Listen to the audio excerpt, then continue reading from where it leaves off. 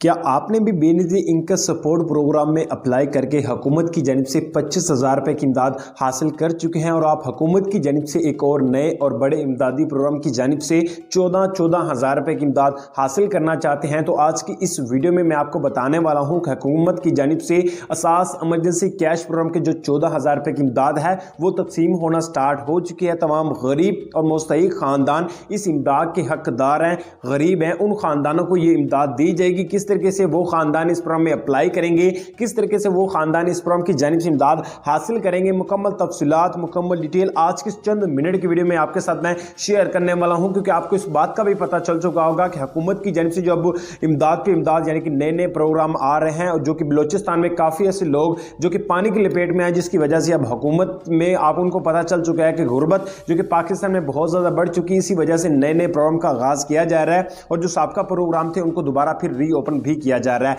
अगर आप गरीब हैं, मुस्तहिक है और आप असास एमरजेंसी कैश प्रोग्राम की जानिब से 14,000 रुपये की इमदाद हासिल करना चाहते हैं तो आज के चंद मिनट की वीडियो को आपने मुकम्मल जरूर से देखना है। और अगर आप इस चैनल पर नए हैं तो आपने लाजमी से चैनल को सब्सक्राइब भी आपने लाजमी से कर देना है। तो मैं आपको बता दूं, जिन खानदानों ने 2020 में अपनी इमदाद को मौसूल किया हुआ है, रिसीव किया हुआ है, तो उन खानदानों को अप्लाई करने की कोई भी ज़रूरत नहीं है। उन खानदानों की जो पेमेंट्स है उनके अकाउंट में ट्रांसफ़र हो चुकी है।